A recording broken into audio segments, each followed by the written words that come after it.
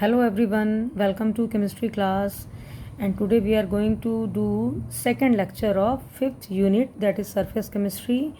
And students, last video mein I have covered some important terms of surface chemistry like adsorption, desorption, adsorbate, adsorbent, absorption, है ना। And आज के video में भी हम कुछ टर्म्स डिस्कस करेंगे। इसके बाद हम डिफरेंसेस देखेंगे टाइप्स ऑफ एड्जॉर्प्शन में। तो हमारा जो फर्स्ट टर्म है आज का, that is enthalpy of adsorption, the amount of heat evolved when 1 mole of an adsorbate, that may be gas और liquid, is adsorbed on the surface of an adsorbent is called enthalpy of adsorption. मतलब जब आपको पता है कि adsorption क्या होता है, एड्जॉर्प्शन क्या होता है कि जब भी एड्सॉर्बेंट की सरफेस पे कुछ गैस या लिक्विड मॉलिक्यूल जिन्हें हम एड्सॉर्बेट कहते हैं वो एक्यूमुलेट होते हैं, तो कुछ ना कुछ हीट इवॉल्व होती है। That's why adsorption is an exothermic process, ये आपको पता होगा। और जो हीट इवॉल्व होती है उसी को हम कह देते हैं एंथैल्पी ऑफ एड्सॉर्प्शन, ठीक है। और adsorption is an exothermic process, जब हीट इवॉल्व हो रही है, मतलब वो क्या ऐसे टर्म्स हैं जब आप कह सकते हैं कि एड्जॉर्प्शन हो रहा है।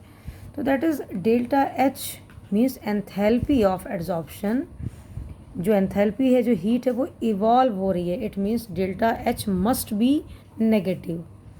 डेल्टा एस भी नेगेटिव होगा, रैंडमनेस डिक्रीज होती है। डेल्टा जी नेगेटिव है क्योंकि रिएक्शन इज स्पॉन्टेनियस, ये अपने आप ही होता है adsorption. Like this you can understand by this.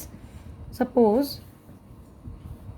ये है हमारी एक सरफेस जिसे हम कहते हैं एड्सॉर्बेंट, ठीक है। इस पर कुछ मॉलिक्यूल्स क्या हैं, गैसेस मॉलिक्यूल्स हैं। ये क्या हो रहे हैं, लाइक अगर स्टार्टिंग में ये दूर दूर हैं, ठीक है, रैंडमली डिस्ट्रीब्यूटेड हैं।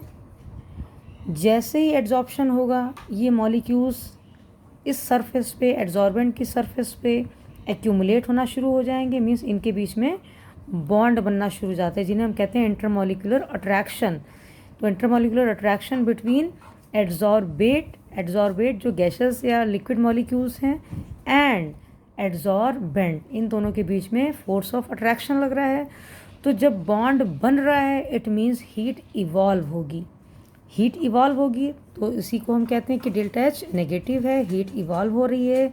Adsorption process is an exothermic process.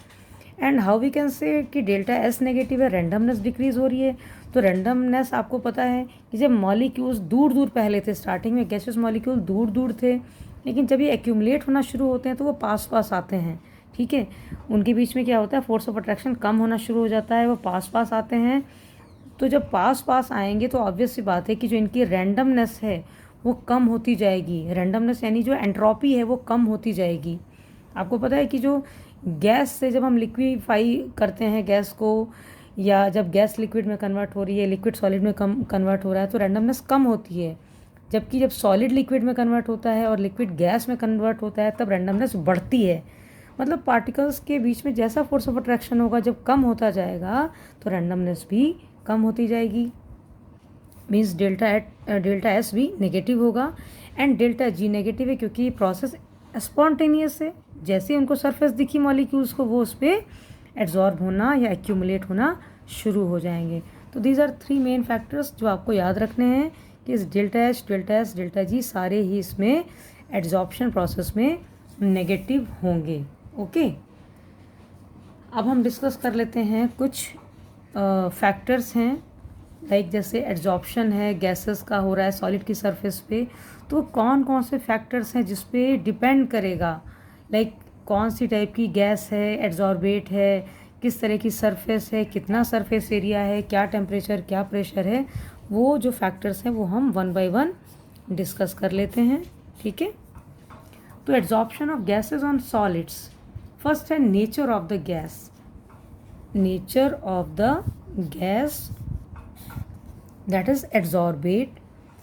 तो higher the critical temperature of the gas, gas जो भी है जो सरफेस पे एड्सॉर्ब हो रही है उसका जितना ज़्यादा क्रिटिकल टेम्परेचर होगा वो गैस उतनी ही जल्दी लिक्विफाई होगी, एंड जब जितनी जल्दी लिक्विफाई होगी गैसियस मॉलिक्यूल जब पास पास आना शुरू हो जाएंगे तो वो उतनी ही जल्दी एड्जॉर्बेंट की सरफेस पे एड्जॉर्ब हो जाएंगे। Means higher the critical temperature more will be the rate of adsorption. अब क्रिटिकल टेम्परेचर आपने 11th में शायद किया होगा, आपको याद होगा। तो क्रिटिकल टेम्परेचर क्या होता है, इसे हम TC से डिनोट करते हैं, T for temperature and C for critical. Critical means minimum, कम से कम, है ना। तो critical temperature is the minimum temperature above which a gas cannot be liquefied, however high the pressure may be। अब आपको पता है कि जब गैस लिक्विफाई हो रही है तो उसके लिए जो मेन दो कंडीशन है वो क्या होती हैं, एक तो टेम्परेचर जितना कम से कम होगा और प्रेशर जितना ज़्यादा से ज़्यादा होगा उतनी ही जल्दी गैस लिक्विफाई होगी। यानी मिनिमम टेम्परेचर और मैक्सिमम प्रेशर से गैस लिक्विफाई होती है। बट क्रिटिकल टेम्परेचर वो टेम्परेचर होता है, मिनिमम टेम्परेचर, जिससे ऊपर गैस लिक्विफाई हो ही नहीं सकती। आप या फिर आप ये भी कह सकते हैं कि वो हाईएस्ट टेम्परेचर जब वो कंडेंसेशन शुरू हो जाए, that temperature is called critical temperature. तो किसी भी गैस का जितना ज़्यादा टेम्परेचर होगा क्रिटिकल, वो उतनी ही जल्दी एड्जॉर्ब होगी। नेक्स्ट है नेचर ऑफ एड्जॉर्बेंट। एड्जॉर्बेंट जो सरफेस देता है एड्जॉर्बेट को, मॉलिक्यूल्स को सरफेस देता है। तो इसमें डिफरेंट जो एड्जॉर्बेंट हैं, सरफेसेस हैं, लाइक जैसे एक्टिवेटेड चारकोल है, फाइनली डिवाइडेड मेटल्स हैं, निकल है, प्लेटिनम है, पैलेडियम है, जो सरफेस देते हैं वो पर्टिकुलर कुछ डिफरेंट टाइप की गैसेस हैं, उनको अपनी सरफेस पे जो जल्दी लिक्विफाई होती हैं उन्हें एड्जॉर्ब कर लेते हैं। तो डिफरेंट टाइप के एड्जॉर्बेंट हैं, डिफरेंट टाइप की उनकी प्रॉपर्टीज़ होती हैं। Then surface area of adsorbent. अब आपको पता है जितनी ज़्यादा सरफेस मिलेगी, जितनी ज़्यादा स्पेस होगा, जगह होगी, उतना ही ज़्यादा जल्दी मॉलिक्यूल सरफेस पे एड्जॉर्ब होंगे। तो more the surface area of the adsorbent more will be the rate of adsorption. Then effect of temperature. तो कोई भी गैस है, गैस मीन्स एड्जॉर्बेट, और किस पे एड्जॉर्ब हो रहा है, सॉलिड सरफेस, मीन्स ये होगा एड्जॉर्बेंट। तो जब इस पे एड्जॉर्ब हो रही है gases, it means gas adsorb हो गई सॉलिड पे और हीट इवॉल्व होती है। हीट क्यों इवॉल्व होती है, because it is an exothermic process. तो हीट इवॉल्व हो गई, डेल्टा एच यहाँ पे नेगेटिव हो गया। एंड आपको ये भी पता है कि according to Le Chatelier principle, remember that 11th class में पढ़ा है आपने, ली चैटलियर प्रिंसिपल के अकॉर्डिंग क्या होता है, एक्सोथर्मिक प्रोसेसेस जहाँ पे ऑलरेडी हीट इवॉल्व होती है, निकलती है, वहाँ पे अगर हम टेम्परेचर को इंक्रीज़ करते हैं, टेम्परेचर इंक्रीज़ होगा तो reaction will reverse back, reaction reverse हो जाएगा। मतलब जो एड्जॉर्प्शन होना चाहिए था वो एड्जॉर्प्शन नहीं होगा, फिर वहाँ पे डीजॉर्प्शन शुरू हो जाएगा। यानी on increasing temperature desorption will be favoured. Why, because this is an exothermic process. अगर यहाँ पे एंडोथर्मिक प्रोसेस होता तो टेम्परेचर इंक्रीज करने पे एड्जॉर्प्शन होता। तो इसका मतलब है अब हमें यहाँ पे डिजॉर्प्शन तो करना नहीं है, गैस को एड्जॉर्ब हो रही है, इसका मतलब है एड्जॉर्प्शन की हम बात करेंगे। तो it means temperature must be decreasing. Temperature अगर कम हो रहा है तो ही एड्जॉर्प्शन होगा, adsorption will be favored। Means in short you can say कि for exothermic processes for adsorption low temperature will be favorable। ठीक है। Then effect of pressure last है ये फैक्टर। तो जितना ज़्यादा प्रेशर इंक्रीज होगा तो रेट ऑफ एड्जॉर्प्शन, यानी कि जो एड्जॉर्बेट हैं, यानी जो गैसेस मॉलिक्यूल हैं, वो एड्जॉर्बेंट की सरफेस पे उतनी ही तेज़ी से एक्यूमुलेट होना शुरू हो जाएंगे। तो pressure increases, rate of adsorption also increases. ठीक है। और अगर आप दोनों ही बातें टर्म यूज़ करना चाहें कि टेम्परेचर और प्रेशर का इफ़ेक्ट क्या होगा, तो एड्जॉर्प्शन के लिए जो फेवरेबल कंडीशंस होती हैं, adsorption will be favored by, first is low temperature and second is high pressure. Pressure ज़्यादा होगा और टेम्परेचर कम होगा, तो ये सारी चीज़ें यानी कि जो एड्जॉर्प्शन है वो फेवरेबल होगा.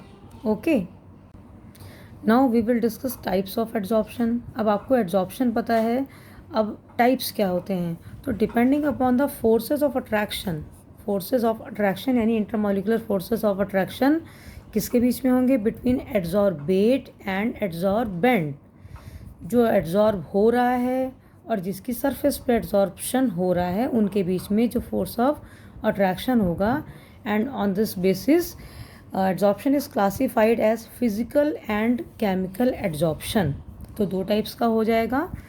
तो जो फिजिकल एड्जॉर्प्शन है उसको हम इन शॉर्ट फिजिजॉर्प्शन कहते हैं, एंड जो केमिकल एड्जॉर्प्शन है उसको हम केमिजॉर्प्शन कहते हैं. तो वन बाय वन हम देख लेते हैं कि इनमें क्या मेन डिफरेंसेस हैं. तो physisorption, first point is the forces between adsorbate and adsorbent are weak van der Waals forces.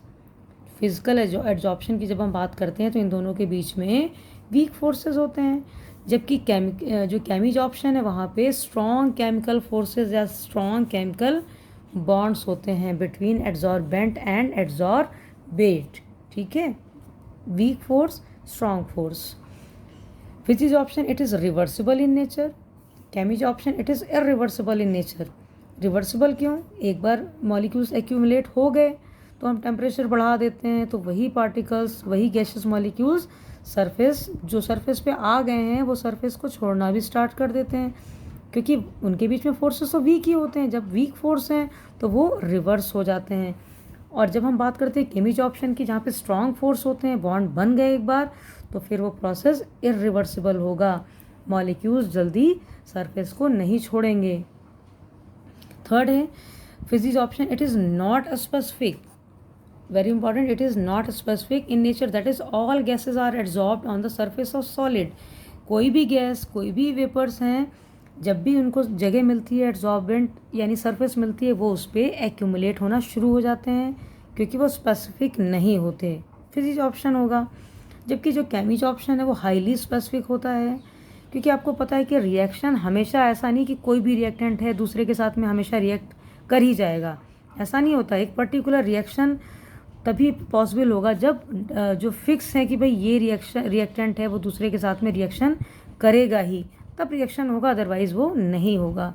तो केमिकल एड्जॉर्प्शन वही है जहाँ पे स्पेसिफिकली एड्जॉर्बेंट और एड्जॉर्बेट के बीच में बॉन्ड बने या रिएक्शन हो, तो that is highly specific. फिजिजॉर्प्शन it forms multi molecular layer.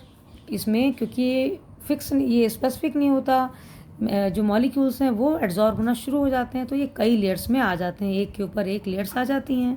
ठीक है, जबकि हम केमिजॉर्प्शन की बात करते हैं तो यहाँ पे मोनोमॉलिक्यूलर, एक ही बॉन्ड बन रहा है, स्ट्रॉन्ग बॉन्ड बन रहा है, तो एक ही सिंगल लेयर होगी एड्जॉर्बेंट और एड्जॉर्बेट के बीच में. Then no appreciable activation energy is needed. Activation energy वो एनर्जी होती है जो रिएक्शन को एक्टिवेट करने के लिए रिक्वायर्ड होती है. तो जब ये बॉन्ड ही इनके वीक हैं, फिजिजॉर्प्शन है, तो इनके लिए कोई भी स्पेसिफिक एक्टिवेशन एनर्जी की ज़रूरत नहीं होती. जबकि केमिजॉर्प्शन में क्या होता है, स्पेसिफिक होते हैं और इनमें केमिकल बॉन्ड बनता है, स्ट्रॉन्ग बॉन्ड होता है, इसलिए इनको ज़्यादा एक्टिवेट होने की ज़रूरत है, इनको हाई एक्टिवेशन एनर्जी की रिक्वायरमेंट होगी. 6 point, फिजिजॉर्प्शन occurs at low temperature. ये लो टेम्परेचर पे ही फेवरेबल है. जैसे जैसे टेम्परेचर कम करते जाते हैं या कम होता है, मॉलिक्यूल्स पास आना शुरू होते हैं और वो सरफेस पे एक्यूमुलेट होना शुरू हो जाते हैं. ठीक है, and it decreases with increase in temperature. अभी हमने ऑलरेडी डिस्कस किया है फैक्टर्स में कि फिजिजॉर्प्शन कम होता जाएगा अगर हम टेम्परेचर बढ़ाएंगे. टेम्परेचर बढ़ाते हैं तो काइनेटिक एनर्जी मॉलिक्यूल्स की बढ़ती है और वो सरफेस को छोड़ना शुरू कर देते हैं. तो फिजिजॉर्प्शन डिक्रीज होगा ऑन इंक्रीजिंग टेम्परेचर. जबकि जो केमिजॉर्प्शन है, अब जब उनके बीच में बॉन्ड बन रहा है, स्पेसिफिक है, स्ट्रॉन्ग बॉन्ड है, तो हम टेम्परेचर बढ़ाएंगे तो इनका जो एड्जॉर्प्शन है वो भी बढ़ेगा, उनके बीच में एक्यूमुलेशन बढ़ेगा क्योंकि केमिकल बॉन्ड बन रहा है. तो chemisorption increases with increase in temperature, very important. Temperature का इफेक्ट आता है दोनों ही टर्म्स पे, फिजिजॉर्प्शन और कैमिजॉर्प्शन में। Then increase in pressure will increase the rate of adsorption. अब जनरली यही बात है कि हम प्रेशर बढ़ाएंगे तो एड्जॉर्प्शन की रेट भी बढ़ती जाएगी।